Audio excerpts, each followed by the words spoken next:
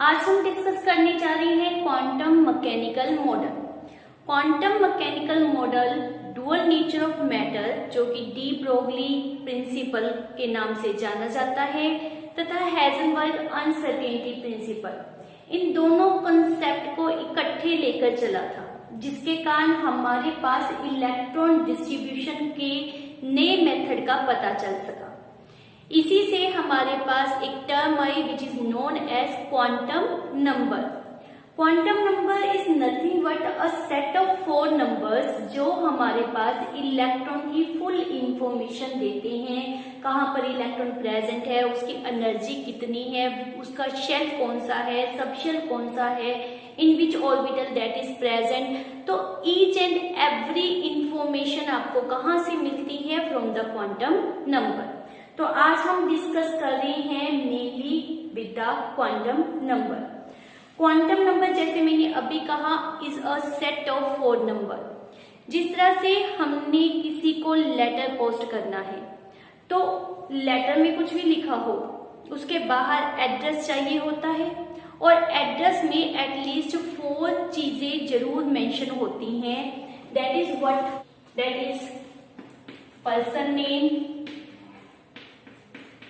House number,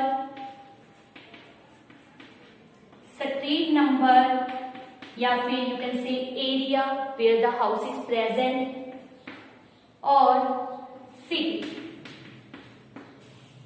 जिस तरह से पर्सन तक लेटर पहुंचाने के लिए आपको ये एड्रेस की 4 चीजों का पता हो, तभी आपका लेटर आपके फ्रेंड तक पहुंचता है। उसी तरह से इलेक्ट्रॉन की अगर हमें पूरा एड्रेस चाहिए, पूरी इंफॉर्मेशन चाहिए, तो हमें 4 क्वांटम नंबर की जरूरत पड़ती है। वो कौन कौन से हैं? That is known as principal quantum number, azimuthal quantum number. Azimuthal quantum number is also known as the angular quantum number, magnetic quantum number, and last is spin quantum number.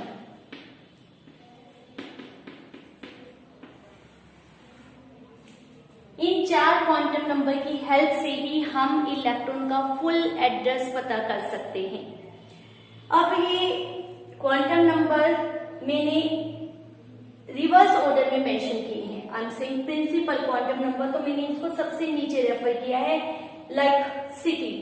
Y? जैसे कि city के अंदर area या street होती है, उसके अंदर घर होता है, उसके अंदर पर्सन होता है। सिमिलरली जो इलेक्ट्रॉन है वो लार्ज एरिया जहां पर प्रेजेंट है, वो हमें कौन बताता है? Principal quantum number. अब प्रिंसिपल क्वांटम नंबर से हमें उसके लार्ज एरिया का पता चल जाता है, लेकिन उसकी स्पेसिफिक स्टेट का पता करना है, दैट इज सबशेल, तो वो हमें किससे पता चलता है? Angular quantum number. उससे बेटर स्पेसिफिकेशन हमें चाहिए, तो that is magnetic quantum number. And main point of view of electron अगर आपको चाहिए, तो that is given by spin quantum number.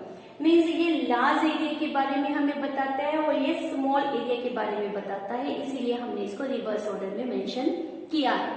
तो let's start with the principal quantum number. Principal quantum number is very important. ये आपके पास बहुत scientist की ही term को लेकर चलता है। It give us shell. ये हमें किसकी इंफॉर्मेशन देता है? It give us number of shell where the electron is present. Bohr ने भी हमारे पास किस तरह से रिप्रेजेंट किया था कि let's suppose this is nucleus and this is the circular path where electron is present and that is named as shell. तो उस शेल की नॉलेज हमें किससे मिलती है? प्रिंसिपल क्वांटम नंबर से, और इसको n से हम डेजिग्नेट करते हैं।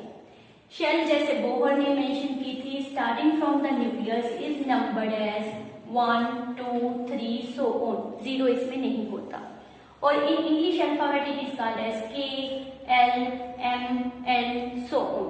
ये हमारे पास शेल का नंबर या अल्फाबेटिकली उसको नंबर दिया गया है। हमारे पास एक शेल के अंदर इलेक्ट्रॉन्स कितने प्रेजेंट है वह भी हमें प्रिंसिपल क्वांटम नंबर बताता है, like the formula 2n²।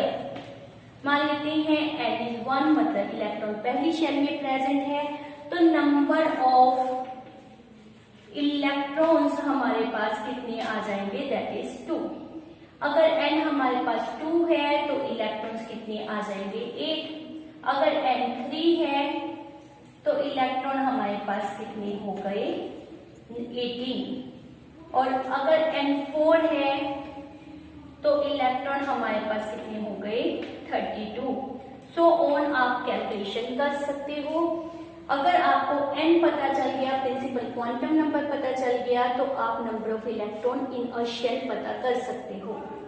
As well as 2, 8, 18, 32 are what, these are the magic number. इसे हम नाम क्या देते हैं, मैजिक नंबर का। वंडर मोर, ये हमारे पास क्या इंफॉर्मेशन दे रहा है, शेल की, इलेक्ट्रॉन्स कितने प्रेजेंट है उसकी। एज वेल एज ये हमें बताता है अबाउट द एनर्जी। एनर्जी एक इलेक्ट्रॉन में कितनी होगी वो भी हमें n के थ्रू पता चलता है। जैसे हमारे पास बोहर ने फार्मूला दिया था, E is equal to -13118.8 upon n² kilo joule per mole. तो it means if you know the value of n, you will detect how much energy possessed by the electron. Radius of the shell where is electron present, मान लेते हैं electron यहाँ पर present है, तो this one shell is a how much distance from the nucleus is present, वो भी हमें n के थ्रू ही पता चलता है। हमारे पास फार्मूला पहले बहुत साइंटिस्ट के द्वारा भी दिया गया था, 0.529 n² एंगस्ट्रॉम। तो इस फार्मूले के द्वारा हमें पता चल जाएगा कि इलेक्ट्रॉन न्यूक्लियस से कितने डिस्टेंस दूर पर बैठा है। Clear? It is all about principal quantum number. Next हमारा क्वांटम नंबर कौन सा है, azimuthal quantum number. Azimuthal quantum number का जैसे मैंने पहले बताया अनदर नेम क्या होता है, angular quantum number. Why angular quantum number, because ये हमें एंगुलर मोमेंटम ऑफ इलेक्ट्रॉन के बारे में भी इंफॉर्मेशन प्रोवाइड करता है, इसीलिए हम इसको क्या कहते हैं, एंगुलर क्वांटम नंबर। बट यहाँ पर मेन जो इंफॉर्मेशन लाइक द एड्रेस, कहाँ पर इलेक्ट्रॉन प्रेजेंट है, उससे हम डील कर रहे हैं। तो angular quantum number it is very very very important. बहुत से क्वेश्चन इस पर बेस्ड होते हैं, तो इसको अच्छी तरह से आपने समझना है। Angular quantum number tell us the subshell where electron is present. Means if we are supposing this is nucleus and around this these are shell, तो शेल के अंदर इलेक्ट्रॉन कौन सी सबशेल में प्रेजेंट है, उसके अंदर हमने पार्टीशन कर दिया, अंदर सबशेल रिप्रेजेंट कर दी, तो किस सबशेल में इलेक्ट्रॉन प्रेजेंट है उसकी इंफॉर्मेशन हमें कौन देता है, एंगुलर क्वांटम नंबर। उसका डेजिग्नेशन क्या है, एल से इसको रिप्रेजेंट करते हैं। और एल की वैल्यू हमने कैसे निकालनी है, starting from 0 up to n-1, up to n-1। Clear है? That is like A to Z। A to Z means A B C D सब इंक्लूडेड होंगे। उसी तरह से यहाँ पर 0 1 2 3 4 जब तक आप n-1 तक नहीं पहुंच जाते वो सारे नंबर मेंशन कर लेंगे। फॉर एग्जाम्पल हमारे पास नेट किसी इलेक्ट्रॉन के लिए n1 दिया गया है, तो L उसके लिए कितना होगा, 0, बिकॉज n-1 इज ऑल्सो 0, 1 - 1। अगर n हमारे पास 2 दिया है तो L will be 0 and 1, because 2 - 1 is 1। तो यहां तक हमारा, इफ n इज 3 तो L is 0 1 2, starting from 0 up to n-1, that is 2 तक। If n is 4, then L is 0 1 2 3। अब 0 का मतलब ये नहीं है कि सबशेल प्रेजेंट नहीं है, Here जीरो का मीनिंग क्या है? A number, a name given to the shell. हमने शेल को जैसे नॉट शेल, सब शेल को, हमने सब शेल को एक नंबर दिया, that is zero. It doesn't stand for the nil. Clear? तो इट मीन्स यहाँ पर एक सब शेल है, यहाँ पर दो सब शेल है, यहाँ पर तीन सब शेल प्रेजेंट है और यहाँ पर चार। तो याद करना भी इजी है, भी जितना आपके पास शेल का नंबर है उसमें उतने ही सब शेल होंगे। लेट आई से n इज 10, तो वहां पर सब शेल भी कितने होंगे? 10, लेकिन starting from 0 up to 9। Clear? तो हमारे पास स्टार्ट फ्रॉम 0 करना है, इसीलिए वो 10 वाला रिमूव कर देना है। ये हमारे पास क्या आ गए? सब शेल। जिस तरह से शेल को number as well as alphabetically name दिया गया था, उसी तरह से सब शेल को भी अल्फाबेटिकली नेम दिया जाता है। जो आपने लर्न करना है दैट इज एस, 0 के लिए एस, पी के लिए 1, 0 के लिए एस, 1 के लिए पी, 2 के लिए डी, अगेन 0 के लिए एस, 1 के लिए पी, 2 के लिए डी, फिर F, S P D F. इससे आगे चाहिए मुझे 4 या 5 उसका रिप्रेजेंट करना है, तो एफ के आगे क्या होता है? जी एच आई जे। उस तरह से आपने इसको नाम दे देंगे। तो if n is 4, you have L equal to 0, 1, 2, 3, or you can say there is 4 type of subshell is present, S, P, D, F, 4 type of subshell is present। इसी तरह थर्ड शेल में 3 टाइप की subshell है, second shell में 2 type of subshell और first shell में 1 type of subshell is present. Mostly paper में हमारे पास क्वेश्चन किस तरह से पुट किया जाता है? लेट दे आर सेइंग, ये नोट हो चुका होगा आपका। लेट उन्होंने हमारे पास टर्म क्या दी है? If n is 3, L is 2, चलिए कुछ भी रेफर कर सकते हैं। गिव इट्स डेजिग्नेशन, तो इसकी डेजिग्नेशन हमने देनी है। तो हम किस तरह से डेजिग्नेशन देते होते हैं? n का नंबर और l का अल्फाबेटिक सिंबल, दैट इज क्या था हमारे पास? d।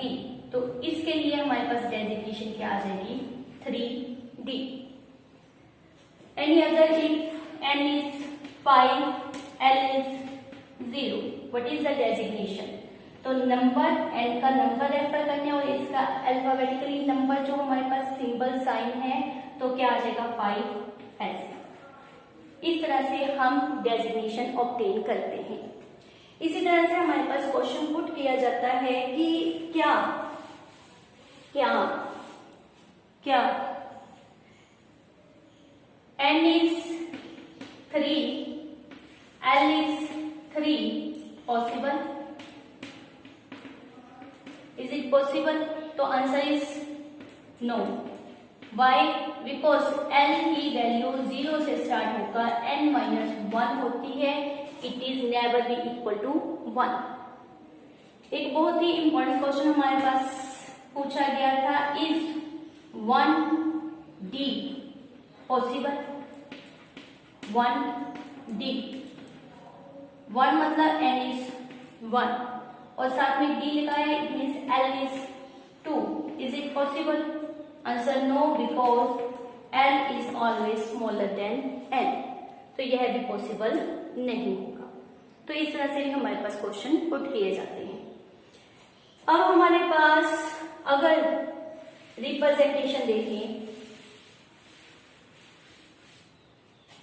तो 1s होता है, 2s और 2p, 3s, 3p और 3d होता है, 4s, 4p, 4d, 4f होता है।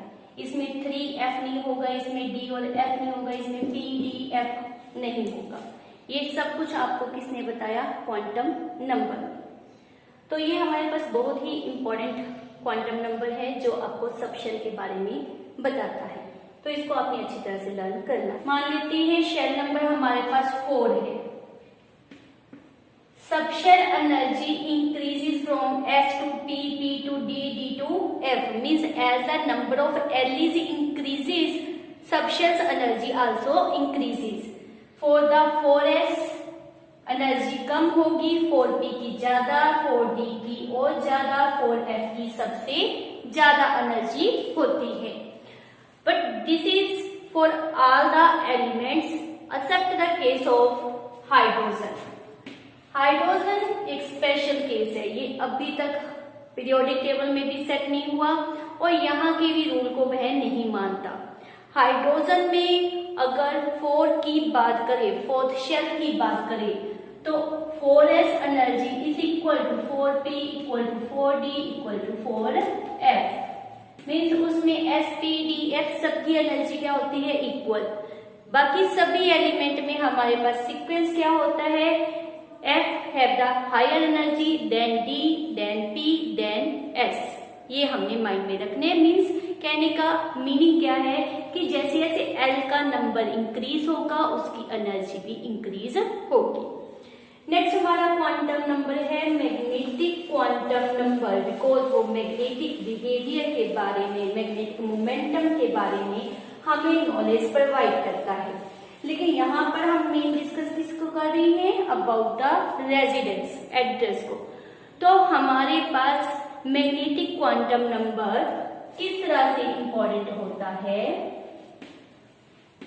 Magnetic quantum number is represented by the symbol whether m only or well said as ml. Why ml? Because m's value depend on the l value. Subshell के ऊपर ही magnetic quantum number की value depend करती है. किस तरह से, जैसे हमने एंगुलर क्वांटम नंबर किया उसमें सिर्फ पॉजिटिव इंटीजर हमने शो किए, मतलब स्टार्टिंग फ्रॉम 0 ऑनवर्ड. लेकिन यहाँ पर माइंड में रखना है कि magnetic quantum number can also be negative.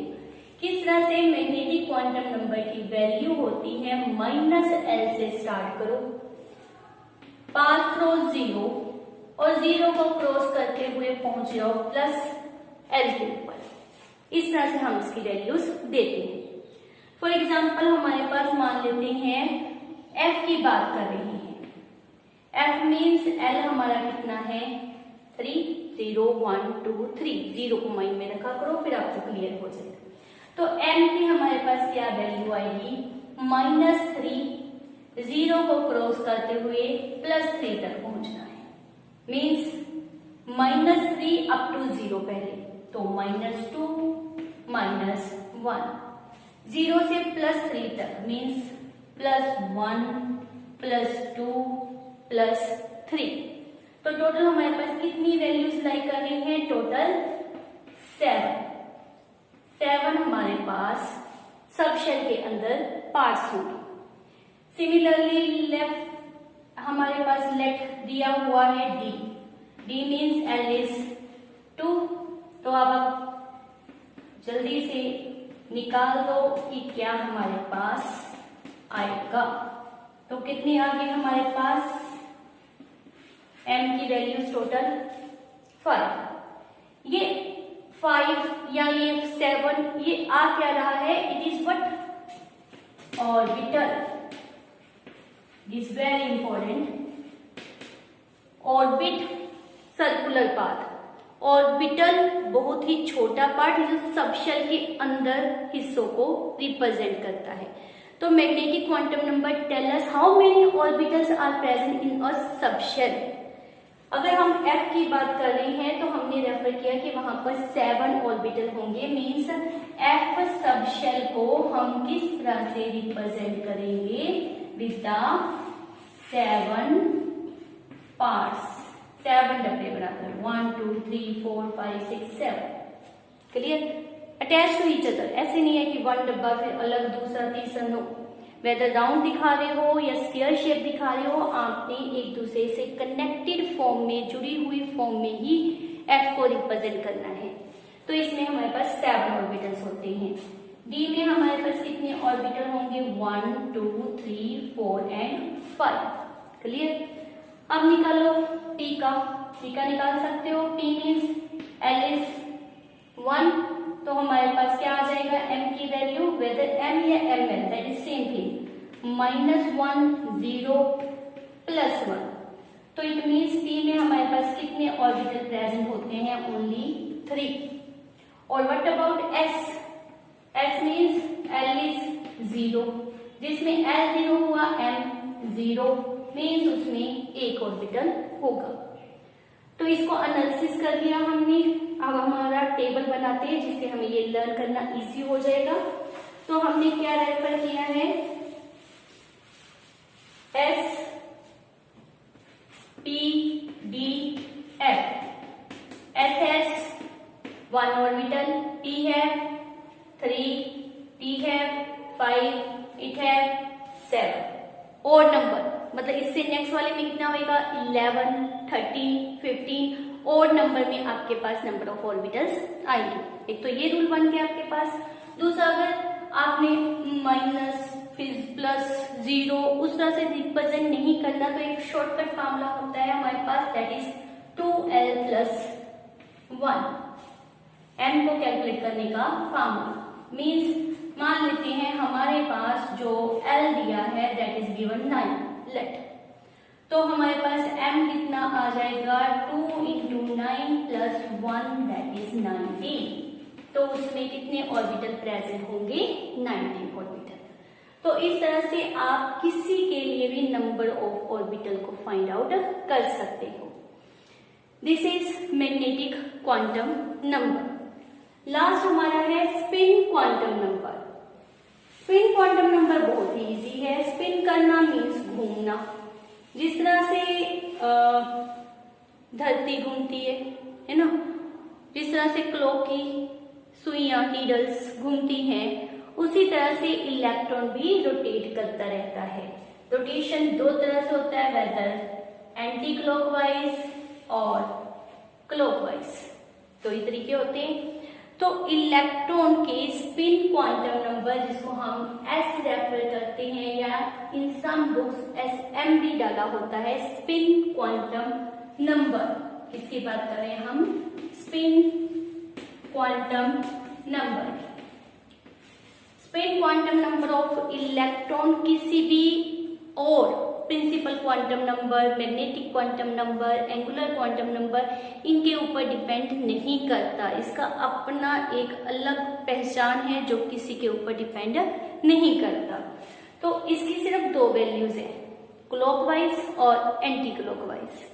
Number में अगर रिप्रेजेंट करने हैं तो +12 और -12, बिकॉज नंबर दूसरे तो ऑर्बिट उसने angular quantum number, principal quantum number ने ले लिए, तो इसके पास सिर्फ क्या रह गया, हाफ, +12 और -12। यहाँ पर ये टर्म माइंड में रखना कि हम कहें कि क्लॉकवाइज के लिए +12, एंटी क्लॉकवाइज के लिए -12, तो ऐसा कुछ नहीं है, आप किसी को भी कोई भी नंबर दे सकते हो। One thing more, that is इस तरह से रिप्रेजेंट करने की जगह हम स्पिन को with the arrow sign represent करेंगे, upward as well as downward for the clockwise, anti clockwise for the positive half और negative half. It doesn't mean कि अपवर्ड एरो पॉजिटिव के लिए होगा, नेगेटिव हाफ के लिए भी वो हो सकता है। तो this is all about our principal quantum number, magnetic quantum number, angular quantum number and spin quantum number, and these are very important. Whether 1 marks में ही आता है, लेकिन ये क्वेश्चन आपको अच्छी तरह से समझ आने चाहिए। This is the basis. आपने अगर इलेक्ट्रॉनिक कॉन्फ़िगरेशन भी बनानी है तो पहले ये क्लियर होगी कंसेप्ट, फिर ही आपके इलेक्ट्रॉनिक कॉन्फ़िगरेशन समझ में आएगी। Thank you for watching my video.